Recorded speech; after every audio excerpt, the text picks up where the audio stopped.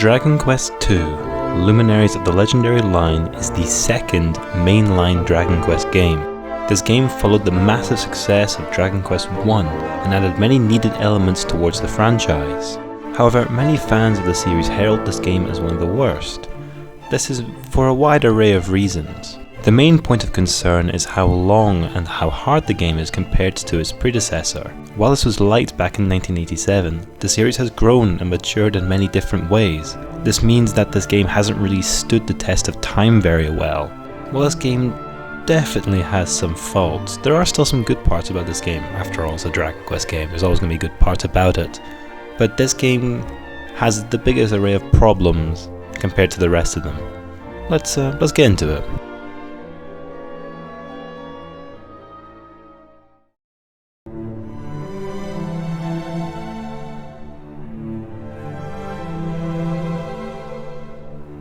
The gameplay is standard Dragon Quest combat. However, the difference between Dragon Quest I and Dragon Quest II is the amount of characters in your party. However, all the characters have set classes, this being a warrior, priest, and mage slash sage. Each character then has their own set of skills and abilities. Well, except for Maidenhall, who has no abilities or spells. This makes it so there's next to no replayability. But I honestly doubt you'd want to replay this game anyway. Because this game is hard. Like, very hard. You constantly need to grind and you will die a lot in dungeons. You'll lose a lot of golden time in each dungeon you spend. It's quite a drastic process and it's a really annoying one at that. Along with that, the encounter rate is ramped to the absolute maximum. Every single few steps you'll be fighting a monster, and that gets really annoying after just a few hours.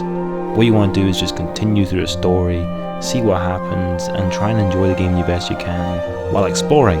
But what actually happens is that every few seconds you have to fight another random encounter, which I think we can all quite easily say that we don't want to do that.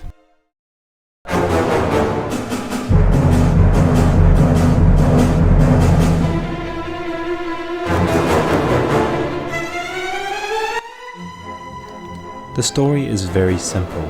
High Priest Hargon is wanting to conquer the world and eradicate all the descendants of Erdrick.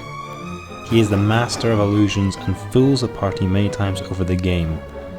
By many times I mean once. He created the children of Hargon and worships the Dark Lord Malroth. He attempts to summon him by sacrificing his own life later in the game. The descendants of Erdrick scattered across the three kingdoms unite and put an end to Hargon's evil plans. This game takes place about 100 years after Dragon Quest I, and you can actually revisit Tantagel and the Dragon Lord's castle from Dragon Quest I, where the great-great-grandson of the Dragon Lord will be. However, Cantlin, Gallimholm and other towns from Dragon Quest I are not there anymore. They have been destroyed, apparently. Hargon and the story are not very well fleshed out. However, hopefully this will change in the Dragon Quest II HD2D Remake, which I will get onto later.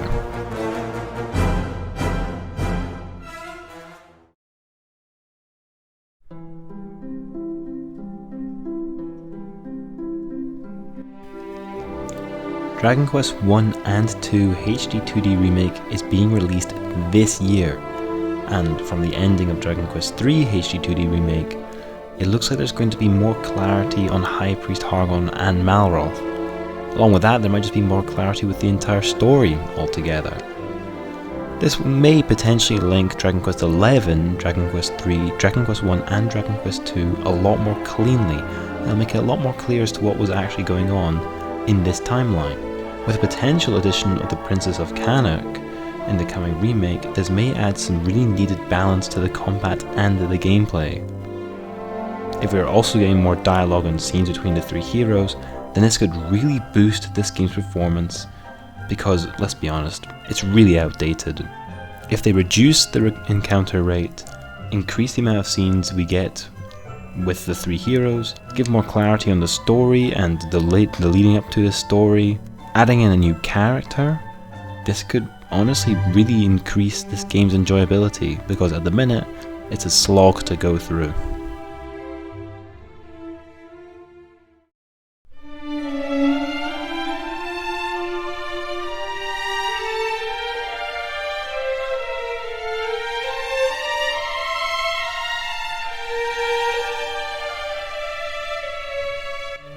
As you can quite clearly see, the graphics and performance are absolutely horrific. This is taken from the Nintendo Switch version, which was released in 2019, and I have to say, even a re-release of the game, which was released nearly over 30 years later, looking like this is just an absolute stain on this game's abilities. The Dragon Quest II HD2D Remake looks great, and so I'm looking forward to that. However, though, I'm very disappointed the fact that there hasn't been a more widely available version of an up-to-date version of this game. I mean, it was huge in Japan when it first released, and if that's the best we can get at the minute, then that's very disappointing. While in battle and while out in the overworld, it just feels really clunky. Like whenever you're moving, you can only kind of move up, down, left, right. There's no sideways animations. In battle, it takes ages for things to happen, even with max speed messages.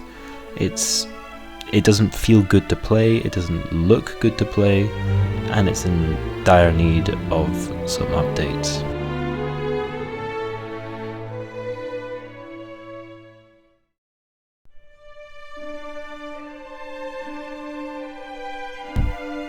This may not surprise anyone, but I'm going to put Dragon Quest II currently at the bottom of the pile, and if I had the choice right now, I would put it straight into 10th, but I haven't reviewed the other games yet, so we'll give it some fair thought. But this game is pretty bad.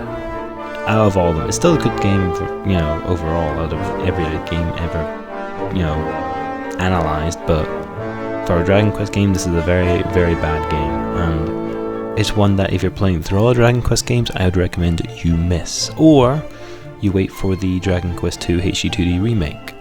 Now, I'm hoping that game is going to improve a lot of the issues that I've had with this game. Its difficulty and its length makes it such an absolute pain to play. I found many times I just wasn't enjoying playing through it, and it just felt like it was a slog.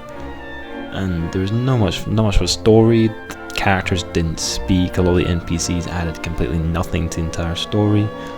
Once you got your ship and the world opened up, the difficulty jumped completely, and it would do that quite consistently. The difficulty would just jump up and up and up, and you'd have to grind a lot of monsters, try and get levels, and yeah, it was an absolute hassle to play.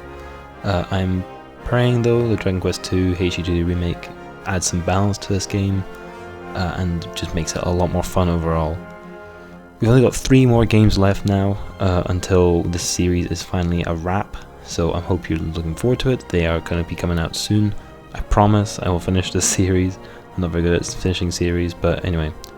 Yeah, thank you for your support, and I will see you probably in the next one.